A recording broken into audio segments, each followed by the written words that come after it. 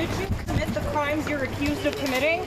Overnight, NBA Hall of Fame player and current Portland Trail Blazers head coach Chauncey Billups making his first court appearance after being charged in an illegal poker operation with ties to the mafia. Billups and 10-year veteran Terry Rozier among the dozens arrested in a massive gambling bust. Your winning streak has ended. Your luck has run out. Violating the law is a losing proposition, and you can bet on that. The two men placed on immediate leave by the NBA. Prosecutors allege Billups, who coached the Blazers' season opener on Wednesday, and former Cleveland Cavaliers player Damon Jones were paid to lure unsuspecting victims to high-stakes poker games. Mobsters, including from the Gambino, Genovese, Lucchese, and Bonanno crime families, allegedly referred to the celebrity athletes as face cards and the victims as fish.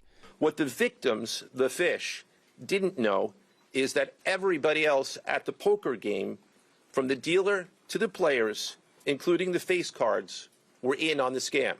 Prosecutors showing off technology they say the mafia used to rig the games, including an altered card shuffling machine and an X-ray poker table that could read cards face down. The games allegedly cheating victims out of more than $7 million. Rozier, a guard for the Miami Heat, charged in a separate indictment involving illegal sports betting.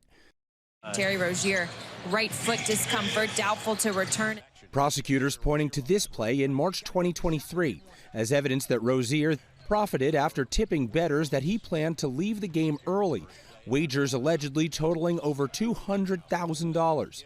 His career is already benched, not for injury, but for integrity.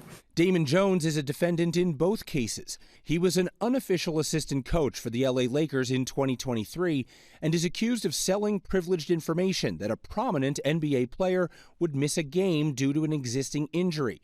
A source telling ESPN that player was LeBron James. Let's not, mince words. This is the insider trading saga for the NBA. That's what this is. James has not been named in the indictment and is not accused of any wrongdoing. Rozier and Billups deny the allegations, their lawyers vowing to fight in court. On ESPN overnight, the Inside the NBA crew reacting. I'm ashamed that those guys will put their families and their careers in jeopardy. How much more do you need? Gambling is an addiction. Ain't got nothing to do with addiction. That's just total stupidity on these two dudes' parts. And earlier this week, before the arrests, NBA Commissioner Adam Silver said on the Pat McAfee show that the NBA, which has partnerships with various gambling entities, wanted to put restrictions on gambling on specific player performance or prop betting to avoid the type of mess that they're in now, George. Okay, well, thanks. We're going to bring in our chief legal analyst, Dan Abrams, also ESPN senior NBA insider, Shams Charania. And Dan, let me begin with you. These are really two separate cases. Why do they come together? Two completely different types of cases as well.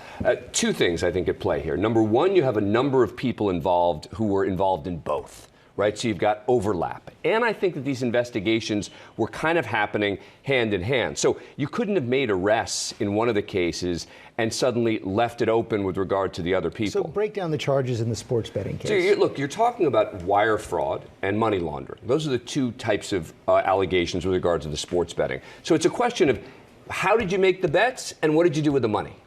And that's where you get the two sets of charges here. That's just with regard to the sports betting. Very different on the illegal poker. And Shams, the NBA season just getting underway. How might this affect the league this year? Michael, there's been seismic reverberations across the NBA, from players to executives to coaches. The fact that this includes allegedly a sitting coach. This is not someone that is an assistant. This is one of the league's 30 head coaches.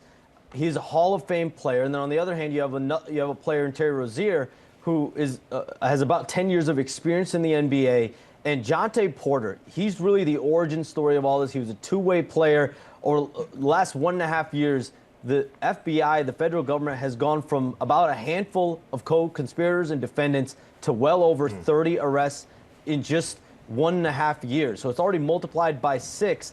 And so for sure, the NBA is keeping a close eye on this. Everyone in the league's keeping a close eye on this, because how much further can this go? Well, it's incredibly high profile, Shams. And then you have sports betting, which has just exploded in the last couple of years.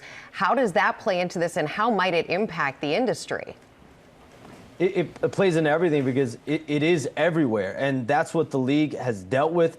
Adam Silver has been very upfront about legalized gambling, about as much as it can be censored in some ways, removing the ability to do prop bets as well is something that the league has pushed for. So there's going to be changes to the gambling structures with sports books. There's already been conversations, from my understanding, that the league has had with the different sports book entities across the country and how they can help minimize situations like this so this does not become commonplace. Yeah, maybe too late to put it back in the box. Yeah, but you got to get rid of those prop bets. So easy to manipulate. Yeah, and you've got to believe that that's also what people behind the betting want there to be faith in what's happening, right? What you don't want to do is suddenly people who are making all those bets start to question, is this for real? So I think everyone has a mutual interest here. Trust. In that. Yeah, exactly. Like trading, like a stock. Yeah, it's the same thing. Yeah. All right, Dan, thank you. Shams, thank you as well.